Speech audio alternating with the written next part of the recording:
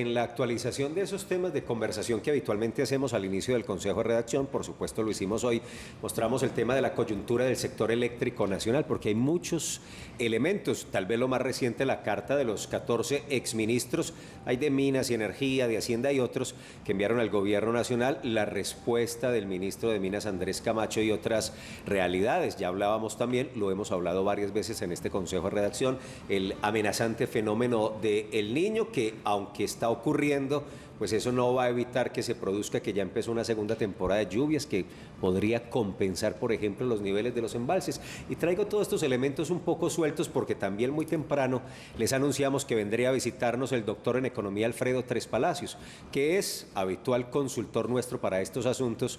Le dijimos, venga otra vez al set de Consejo de Redacción y hablemos de esta coyuntura, entender la coyuntura para intentar hacer un ejercicio de prospectiva, un poco por escenarios de qué puede traernos el futuro inmediato, mediano o a más largo plazo respecto a esta realidad. ¿Será que la posibilidad de un apagón está ahí vigente, presente, o es un asunto que hoy pueda descartarse? Hombre, doctor Alfredo, bienvenido, buenos días, ¿cómo está?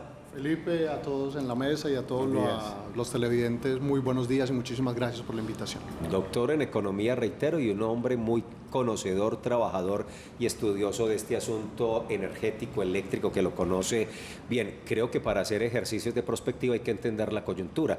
Es difícil en poco tiempo hacer una explicación de la coyuntura, pero contemos 2 o 3 elementos que sean centrales hoy para que las audiencias pongan un tapete y todos nos ubiquemos como en un punto de partida para la conversación.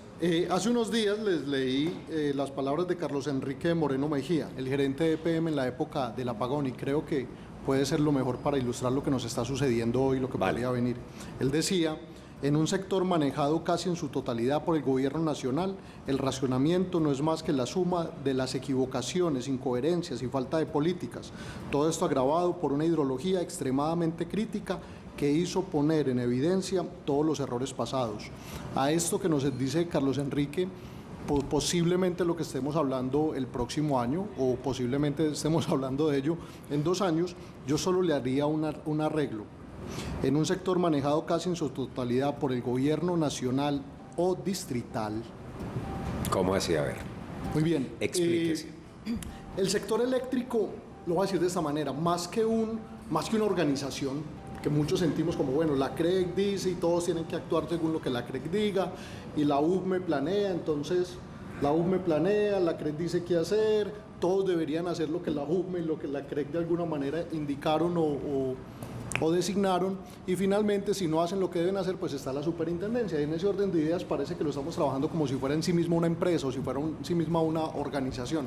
Pero yo me atrevo a decir que el sistema eléctrico, al igual que la economía, es más un organismo, y es un organismo en el que las interacciones pueden ser complejas, y ahí pues nos vamos a muchos, digamos que a todos esos escenarios que hemos planteado. Hace unos días nosotros hicimos un estudio e identificamos que el sector pues en este momento está en un problema multidimensional, y esas multidimensionalidades o todas esas dimensiones pasan por el cargo por confiabilidad, por problemas en las plantas no despachadas centralmente actuales y futuras, por problemas en los distribuidores y en los comercializadores, por unos privilegios que se les dieron a unas plantas eólicas y solares, porque no hay una política energética deliberada y porque tenemos una coyuntura que está volviendo el sistema un poco más volátil, incierto y complejo.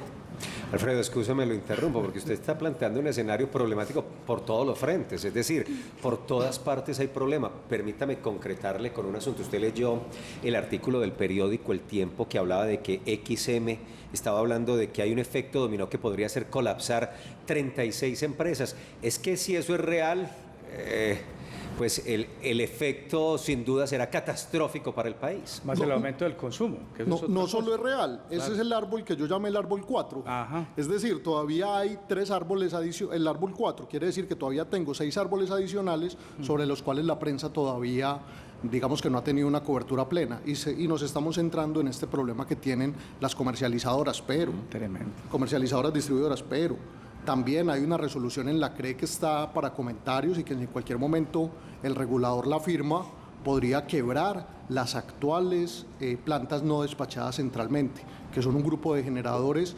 relativamente pequeños, pero que necesitan un esfuerzo tremendo para construirlo, las famosas PCHs, y nos veríamos abocados no solo a las dificultades que ya estamos hablando, sino pues a las dificultades naturales de una componente del sector que se nos pudiera quebrar. Pero déjeme, les doy la simplificación del problema, si quieren. Por favor. Sí. Ese es el problema en todas sus multidimensiones. Yo lo veo muy negativo a usted frente al asunto. No. En enero, cuando estuvimos conversando, era más optimista. Vimos una alerta. Había más tiempo. Sí, claro. Había más tiempo en que todos se coordinaran. Había más tiempo que todos se coordinaran. La buena noticia es que todavía hay tiempo. Hay tiempo para que todos se coordinen, no necesariamente para que hagan las mismas acciones, pero hoy, si todas las instituciones del país se dedican a trabajar en equipo, todas esas componentes de ese organismo que les acabé de mencionar trabajan en equipo, muy posiblemente vamos a reducir los efectos de un eventual niño. Pero si quieren voy y les simplifico el problema en el que estamos. Por favor, por favor. Nosotros hemos venido con un sistema eléctrico, y lo voy a decir hasta 2018 más o menos, que 2018 es clave por el tema de Ituango. Nosotros veníamos en un sistema eléctrico que desde hace 30 años ha logrado satisfacer la demanda de los usuarios con autosuficiencia financiera, en seguridad y en confiabilidad, con seguridad y con confiabilidad. Sin embargo, algo que estaba detrás de esa estructura que siempre que funcionó muy bien, es que teníamos un sistema de escasez administrada. ¿Eso qué quiere decir? Eso quiere decir que nosotros veníamos con unos precios relativamente ni muy altos ni muy bajitos, decíamos que en Latinoamérica estábamos en la mitad, pero que la expansión estaba muy dependiente de lo que dijera el gobierno nacional, las empresas, los generadores tenían un incentivo a que más bien el precio subiera y no a que el precio bajara, los comercializadores si compraban a precio de bolsa, que era alto, que hoy está en 1.000, pues simplemente se lo trasladaban a los usuarios. Entonces estábamos como en un status quo de las cosas, donde los inversionistas privados tenían incentivos suficientes y necesarios para estar en el sistema, pero, vuelvo y digo, con una escasez administrada. Esta escasez administrada se hubiera solucionado, más bien estaríamos en las mismas condiciones si hoy Hidroituango estuviera plenamente generando. Entonces en 2018 tenemos las dificultades de Hidroituango, las que conocemos a partir de, yo no lo llamo tragedia, y es bueno que hasta los televidentes lo vamos analizando, y es que una tragedia se mide en pérdidas humanas o en pérdidas económicas, y en Hidroituango pues no hay pérdidas humanas y tampoco ha habido pérdidas económicas. Pero sí crisis, es que PM siempre ha preferido llamarlo contingencia, y yo siempre he creído que contingencia se queda corto, y más hoy entendiendo su explicación. Hablemos de crisis, claro, en ese crisis momento. Porque se contaba con ella en el 2018 y no entró. Exacto. Y el país necesita 600 megavatios anuales para poder crecer lo que normalmente crece. Lo que pide. Entonces esos 600 megavatios hidráulicos anuales se estaban necesitando. ¿Qué pasó hoy? 18, 19, 20, 21, 22, 23. Hoy necesitábamos tener Hidroituango instalado completamente. Ya va un pedazo, pero 1.800 megavatios, que es el 10% de la capacidad instalada del país de Hidroituango, no ha entrado. ¿Qué pasa? Pues inevitablemente la señal de los precios del corto plazo subió, las señales del precio del mediano plazo subió, los comercializadores que normalmente compran y venden energía, pues están comprando más caro, y esos comercializadores que no están comprando solo más caro, están comprando muchísimo más caro. Claro. Y a ese sistema, que le pasó eso en el 2018, viene en 2020, y con la pandemia le ocurrieron dos cosas. El primero, la opción tarifaria. Y el segundo, la guerra en Ucrania.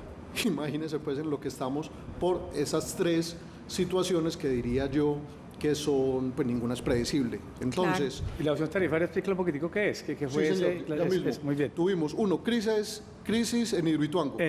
Eso nos tiene hoy con muchos elementos, incluso unos son por estados de la naturaleza y otros son por decisiones administrativas, que desde el punto de vista de un ingeniero electricista magíster en economía no comprendo. Entonces, 2018 veníamos con esa escasez administrada, viene la crisis de Hidroituango, que hoy nos tiene con 1.800 megavatios, con el 10% de la demanda del país por debajo. Luego vino la pandemia. Como vino la pandemia, nos tuvimos que encerrar en las casas y no todos tenían plata para pagar, no tenían ingresos para pagar la factura, y fue un problema en su momento. Y entonces alguien dijo, venga, el gobierno nacional dijo, no, venga. Por ahora, que cuando estemos en pandemia no subamos muy fuertemente las tarifas, vamos a subirlas despacio. Pero ese dinero, como estamos en un sistema de autosuficiencia financiera, no lo vamos a perder. Entonces vamos a definir algo que se llame la opción tarifaria. ¿Por qué se llamaba opción tarifaria? Porque había quienes la quisieran recibir, la recibían, y quienes no la recibían. Entonces esa opción tarifaria se iba guardando para el futuro el problema, pero el futuro es hoy. Entonces para el futuro se iba llevando ese problema. Pero en paralelo viene la guerra en Ucrania, que sube el IPP, el índice de precios al productor en Colombia, y la subida del índice de precios del productor de Colombia subió la tarifa. Entonces, no solo postergamos para adelante el problema de los hogares, no solo postergamos para adelante los aumentos de la tarifa de 2020 a partir de la opción tarifaria, sino que a las personas ya después les tocaba pagar dos cosas: lo que debía del 2020, claro, más las subidas por el IPP. Pero no solo esas dos cosas, sino también los 1.800 megavatios rezagados. Okay. ¿Qué escenario? No, esas dos es lo que hoy estamos acumulando. Exacto. Claro. Doctor Alfredo, usted acaba de hacer una afirmación que quisiera que nos explicara, y es, desde su conocimiento, hay decisiones que se han tomado en Hidroituango que usted no ha entendido. ¿Cuáles han sido esas decisiones? No entiendo por qué hubo cambio de contratistas, entendiendo que el informe Poire dijo no los cambie. Y el sentido común le dice a uno que si está remodelando la cocina de la casa y la necesita entregar. Doctor, es un tema político. Así es. Eso es. O sea, no es técnico, fue por... Entonces, si estamos remodelando la cocina y va a visitarnos, y viene a visitarnos la familia. Llega la suegra el viernes. Yo como cambio el contratista, sabiendo que los contratistas sí tuvieron una dificultad, pero fue porque llovió mucho en esa época o fue porque pasó algo que estaba fuera del control de ellos, e igual estaban respondiendo y trabajando bien. Entonces, dos unidades que en este momento no están en el sistema o que se decidió cambiar sus contratistas. Y bueno, ahí tenemos otros 600 megavatios sobre los que no hay respuesta. Y los otros 1.200 megavatios que yo en algún momento aquí lo presenté como el deber moral de EPM, porque ellos no tenían la obligación debido al cargo por confiabilidad. Volvemos al tema de la organización. Es que yo no estoy obligado con la CREG. Sí, pero ustedes están obligados. EPM estaba en su momento y hoy está obligada con toda una nación. De hecho, no solo con la nación, las personas que trabajan en EPM, sus familias están siendo afectadas por el alza de las tarifas de energía. No solo sus familias, sus compañeros, sus amigos de la infancia, todas las personas de esta ciudad confían y confiarán en las calidades técnicas de esos equipos de trabajo, pero para que respondan en pro de los usuarios y nunca en una destrucción del sistema ni en una destrucción, digamos, de la economía. Doctor Alfredo, ¿cuáles serían soluciones de corto plazo que debería implementar el gobierno nacional, todas las empresas que están dentro del mercado? ¿Suspender definitivamente la venta de excedentes eléctricos a Ecuador también sería una opción? Es que ya no está vendiendo. Uno en estos momentos no le está entregando, sí, pero hay un tema que es la confiabilidad energética, ¿cierto? Y más que confiabilidad lo podríamos llamar la suficiencia energética del país. Y yo creo que en una nación debe apostarle a eso, y todos los países lo hacen. Una vez tienen problemas dentro de su país o tienen dificultades para el autoabastecimiento energético, deben buscar la manera de privilegiar primero el consumo interno, pues precisamente para eso se crearon todas estas empresas. Pero vuelvo y lo reitero, lo dijimos al inicio de la conversación y vuelvo y lo reitero ahora. Todas las instituciones del país deben estar trabajando en equipo. Todas las instituciones del país deben estar buscando la manera de evitar cualquier dificultad eventual futura, lo voy a decir así. Un apagón es muy triste. Un apagón es muy triste no solo para los hogares, pero las personas, y más en Colombia, pues sí que somos resilientes y que sí que somos capaces de adaptarnos. Es decir, la gente es capaz de, en su momento, de comprar hasta su estufita de gas o y se defiende. Y defenderse y hacerse el tinto de otra manera.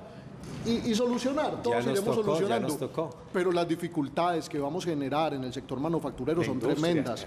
Toda la demanda del país viene creciendo durante este año, menos el sector manufacturero. Pero en cuanto a soluciones, yo le pongo estas dos sobre la mesa, lo que dice Acolgenia Andesco: habilitar una contratación tipo pague lo generado que se pueda suscribir entre las partes, asignación a través de un mecanismo centralizado y expedito sin necesidad de contratación. ¿Usted qué opina de esas dos opciones que plantean ellos? No es la solución para el problema de hoy. No es la solución para el problema de hoy. Ellos dicen, vamos a habilitar el pague lo generado.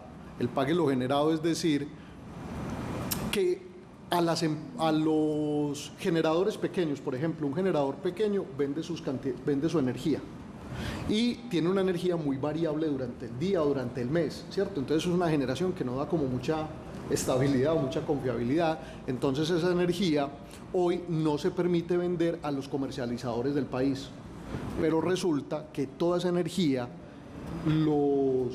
estas personas sí se lo pueden vender a otros generadores y la mayoría de esas centrales ya la vendieron. Sí, claro que es decir, cuando hoy el país está en 1.000 pesos, en 1.000 pesos la bolsa de energía que tenemos hoy, es porque ya... el peso del megavatio. 1.000 pesos por kilovatio hora. Por kilovatio hora. Sí, señor. Kilovatio hora. 1.000 pesos por kilovatio hora. Quiere decir que todas las hidráulicas ya están generando. Quiere decir que todas las solares ya están generando. Quiere decir que todas las eólicas, la chiquita, ya está generando. Quiere decir que toda la autogeneración del país ya está. Quiere decir que está full. Y estos contratos de pague lo generado sirven para los generadores chiquitos. Entonces, de aquí para adelante siguen las térmicas a carbón, las térmicas a gas natural, las térmicas a diésel, y todas esas térmicas ya están generando. ¿Qué quiere decir? Que hoy, para la condición energética del país, la única forma de utilizar toda la energía que se necesita es pagándole a la térmica a carbón. Sí. Eso incluso para esas contrataciones de largo plazo. Estas soluciones que se están pidiendo son soluciones que normalmente se han pedido, digamos, en condiciones cotidianas, pero hoy no son las soluciones para el desabastecimiento eventual, vuelvo y digo, eventual futuro que se nos puede presentar. El trabajo en equipo. Sí. Trabajo en equipo. Las instituciones tienen que conversar, tienen que definir muy bien en qué están, cada una qué dificultades tiene, pero cada una qué le puede ofertar al sistema. Una quiebra sistémica de comercializadores o distribuidores, o esa propuesta que acabó de enviar el ministro, que tiene para comentarios, pues lo único que hace es trasladarle luego el problema a los generadores. Sí, terrible. El sistema, ese organismo del que les hablaba, tiene dos flujos muy importantes. De un lado mueve energía, desde los generadores, al transmisor, al distribuidor, al comercializador, al usuario. Pero de otro lado mueve dineros, del usuario al comercializador. Claro. Entonces digamos que la naturaleza nos entrega la energía, nosotros la transformamos y la llevamos a los usuarios, y la economía genera el dinero suficiente para luego llevar hacia allá. Si cualquiera de esos dos flujos se interrumpe, hay un colapso en el sistema. Mire, yo cuando estaba hablando le tomé una foto a lo que dijo ayer Camilo Marulanda, presidente de ISAGEN, que para acabar de ajustar, dijo, es que el problema también es del agua. Mire, en los embalses del país, el agua de los embalses solo es suficiente para generar cerca del 55% de la energía actual que se consume. Entonces, para acabar de ajustar... Con la capacidad que tenemos hoy. Con la capacidad que tenemos hoy. Entonces, el análisis que usted decía, también este es otro árbol, uno de los que le di ahí, es el consumo. O sea, el consumo de Colombia se ha disparado. Sí. Y usted habla de una recomendación que es clara, pero no la vemos en el futuro, y es esto. Usted cuando empezó la conversación habló de la institucionalidad del servicio. Es un servicio público domiciliario de energía. Y tiene una CREG que el gobierno la menosprecia. La Comisión de Regulación de Energía y Gas apenas está volviendo a formarla porque es de su confianza. Y para acabar de ajustar, anuncia unos cambios políticos que vienen a intervenir. Dice, voy a cambiar, el presidente de ISA ya lo tiene recontramenazado. O sea, la institucionalidad, y cuando usted hablaba de una manera muy interesante de los distritos, claro que lo mencioné, yo le cogí la idea, claro, porque se politiza el tema, es decir, lo que pasó en EPM fue vergonzoso, hay que decirlo claramente, usted como experto, el tema es que la decisión que tomó EPM, que usted muy claramente la trae, de no permitir que los contratistas siguieran, eso retrasó, y ese retraso, eso que aparentemente era un tema institucional, se volvió un tema técnico, más todo lo que el análisis que usted hizo. ¿Cree usted, como decía Paula y Andrea, que sea posible como volver a sentarse y decir, mire, no le meta la mano política a un tema que es económico, porque esto es económico, esto es de todos los días y técnico? O sea, meterle la mano política lo que hace es degenerar el sistema y degenerar lo que es algo que nos toca a todos, que es la factura. Sí, yo se lo voy a decir de esta manera. Puede que no haya nada más triste para cualquier profesional del sector eléctrico, y es que sus últimos años como profesional del sector eléctrico estén marcados por un apagón. Y no hay nada más triste para un profesional en su vida media que el resto de su vida tener que decir que algunas de sus acciones o algunas de sus omisiones llegaron a un apagón al país. Y este es un mensaje muy claro para los técnicos del país, este es un mensaje muy claro para los gerentes del país, para los administrados, para todos los que sienten que tienen una responsabilidad o tienen un rol en este sistema. Las instituciones existen, pero lo tangible son las personas. Entonces, cada uno de los profesionales que está ocupando un rol en este momento, bien sea de regulación, bien sea de administración, bien sea de gerencia, bien sea de expansión, bien sea de operación, deben revisar muy bien cuáles acciones propias y de las personas que están al cerca de ustedes pueden llevarlos a cargar con la cruz de haber participado del apagón menos necesario en Colombia. Porque es que en los años 90, en los años 80, en los años 70 veníamos con un sistema que estructuralmente llevaba apagones. En esa época hubo 3 apagones, todos por las mismas circunstancias, por retrasos de proyectos. Falta de respaldo. Por falta de respaldo, claro. Por un gobierno nacional pues que no era un país de primer mundo con mucha riqueza y estaba abasteciendo todo eso. Nosotros llevamos 30 años en un sistema que funciona, un sistema que se le puede hacer sus modificaciones para satisfacer un poco más al usuario, pero hoy, con la tecnología que hay a nivel mundial, con los conocimientos que tenemos en Colombia y con las habilidades que hemos rescatado, participar por acción o por omisión de un eventual racionamiento o de la consolidación de un racionamiento en Colombia sería una cruz que los profesionales no deberían cargar. Alfredo, para cerrar, porque se nos acabó el tiempo, 3, como dice Juan, que tiene una sección personal que es preguntas cortas para respuestas cortas. Por aquí tengo 3, pero creo que podrían sintetizarse en 2. ¿Hay realmente hoy una comisión de regulación de energía y gas realmente? No. ¿O es un convidado de piedra? No tenemos una comisión de regulación de energía y gas. Una comisión de regulación de energía y gas, como en su momento se define, es un ente autónomo dirigido por criterios técnicos que buscan la seguridad, la confiabilidad del sistema y la autosuficiencia financiera. Y hoy eso no existe en Colombia. Y hoy no está. Bueno, y la segunda pregunta es si habrá apagón, pero creo que la tercera la reemplaza. ¿Hay tiempo de evitar el apagón? Sí hay tiempo de evitar el apagón. Sí hay tiempo de evitar el apagón y todavía no es un hecho cierto. Hay 3 cosas que configuran un apagón: un retraso en la expansión, la aparición de un niño que estamos en él y una falla significativa en una central. Así es. Entonces nos falta la última, porque retraso en la expansión, estamos con el tema de Hidroituango. Muy bien. Segundo elemento. El fenómeno del niño que ya está viene. comenzando, que podría acentuarse. Todavía no está en esa condición, pero estamos iniciando el niño. Y lo tercero, Bueno, lo tercero es una falla significativa de una central. Pues hoy... O uno puede decir que Hidroituango es esa falla significativa de central. No, al contrario, esa entrega de las 2 turbinas va a ayudar un poco, que ha dicho EPM que puede supesar un poquito la entrada de estas 2, la de finales de octubre y noviembre. Yo no cuento con ellas. ¿No las contás? Yo no cuento con ellas precisamente porque si alguien me dice, bueno, ¿estás seguro? Yo no estoy seguro. Sí, ¿cierto? claro, por supuesto. No si cuento con ellas. Ayuda. sí, claro, Ayuda claro. no necesariamente nos salva. Todo, Pero hay que tener también en cuenta los niveles de consumo que en diciembre pues se disparan. Todo va a estar muy más alto Claro. y tenemos que hacer las cuentas muy bien hechas.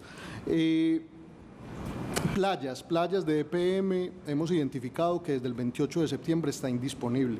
He buscado noticias al respecto y no Nadie he dice encontrado. nada, es verdad. Pareciera que se va a demorar más de un mes la solución de este problema, pero no hay ninguna comunicación oficial de EPM explicando eso. Ya falló una central. Esos 200 megavatios yo todavía no lo consideraría una falla significativa en órdenes de magnitud, pero con las dificultades actuales, pues lo ideal es que todo el parque funcione. Y hay otro tema que me preocupa a mí y es la edad de las plantas térmicas del país. Las plantas térmicas jóvenes tienen más de 25 años. Las jóvenes tienen más de 25 años y eso no nos da la certeza de que en operación continua durante 3 o 4 meses todas funcionen a la perfección. Yo pensé que íbamos a salir más positivos y más esperanzados en el análisis de este escenario de coyuntura, pero todo lo contrario. Doctor Alfredo Tres Palacios, ese es el asunto, así están las cosas, vamos a estar muy atentos, muchas gracias. Usted permanentemente nos está mostrando, visualizando elementos que son importantes en toda esta fórmula, que es una fórmula además muy compleja, con una cantidad de elementos, pero hay que estar en la jugada con eso. Gracias. Estar eléctrico con este tema. Mil gracias a ustedes.